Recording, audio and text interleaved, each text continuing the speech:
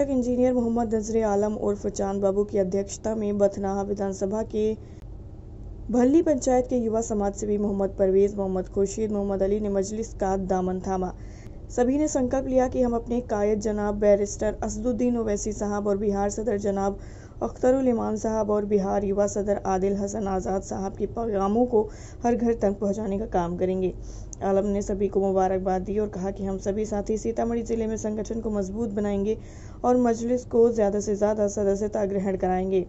उन्होंने कहा कि मजलिस ही एक ऐसी जमात है जो हमेशा गरीब, मजलूम, मजदूर की आवाज़ को बुलंद करने का काम करती है।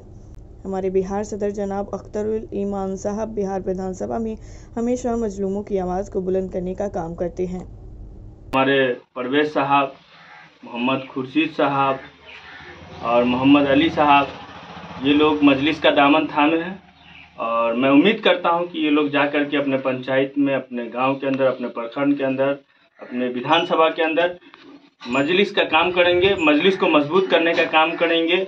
हमारे कायद जनाब बैरिस्टर असदुद्दीन ओवैसी साहब के पैगामों को, हमारे बिहार सदर जनाब अख्तरुल ईमान साहब के पैगाम को, हमारे यूथ प्रदेश सदर जनाब एडवोकेट आदिल हसन आज़ाद साहब के पैगामों को आवाम तक पहुंचाने का काम करेंगे। हर घर तक मजलिस के पैगामों को पहुंचाने का काम करेंगे। बूथ स्तर तक मजलिस को मजबूत करने का काम करेंगे। लोग अपने आप को सेकुलर पार्टी कहती है, वो सिर्फ मुस्लिम का वोट लेती है, लेकिन मुस्लिम की लीडरशिप इनको पसंद नहीं है। वो जब हिस्सेदारी मांगते हैं तो उनको खलल पैदा हो जाता है। आज जिस तरीके से आपने देखा होगा कि पटना के अंदर और बेंगलोर के अंदर जो इन लोगों की मीटिंग हुई, उसमें क्या मौलाना बदरुद्दीन अजमल साहब को इनवाइट किया गया? नहीं किया गया। न तो एमआईएम को इनवाइट किया गया, न मौलाना बदरुद्दीन अजमल साहब को इनवाइट किया गया, न तो मायावती जी को इनवाइट किया गया। क्या ये सिर्फ इस देश के अंदर जो ये अपने आप को सेकुलर कहती है ये पार्टी, ये सिर्फ अकलियत समाज, दलित, महादलित समाज को ठगने का काम करती है? ये जब चुनाव आता है तो इनके वोट को इस्तेमाल करते हैं, लेकिन इनकी लीडरशिप इनको पसंद नहीं है। इसलिए आज जो ये लोग विपक्ष एकता की गठबंधन की बात करते हैं, क्या हम उस गठबंधन के हिस्सा नहीं बन सकते हैं? हमें भी उस गठबंधन के अंदर हिस्सा दिया जाए, हम भी उसके अंदर शामिल होना चाहते हैं।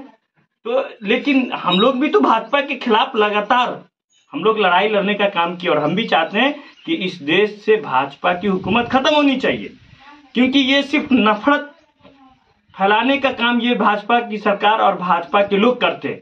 हम लोग भी चाहते हैं कि ये नफरत फैलाने वाली जो पार्टी है, जो नफरत की बोली बोलने वाले नेता हैं, इनकी हुकूमत को खत्म किया जाए। लेकिन क्या सिर्फ 2, 4, 5, 10 नेता मिलकर के खत्म नहीं कर सकते, बल्कि इस देश की जनता उसको खत्म कर सकती है। इस देश की जो 140 करोड़ जनता है, ये जनता अपने मत का प्रयोग कर करके इस जालिम हुकूमत को यहां से हटाने का काम करेंगी। लेकिन उसके लिए हर समाज, हर तबके के लोगों को इस गठबंधन में शामिल करनी चाहिए, लेकिन ऐसा नहीं करते हैं, क्योंकि इनको मालूम है कि जिनके अकलियत समाज, दलित समाज, महादलित समाज के वोटों का जो हम इस्तेमाल कर रहे हैं, अगर इनको गठबंधन में ले लेंगे, ये चुनाव जीत करके आएंगे, अपनी हिस्सेदारी मांगेंगे, तो हमारी सियासत खत्म हो जाएगी, हमारी जो मजबूती है ये खत्म हो जाएगी। इन लोगों के अंदर इनकी नीयत दुरुस्त नहीं है।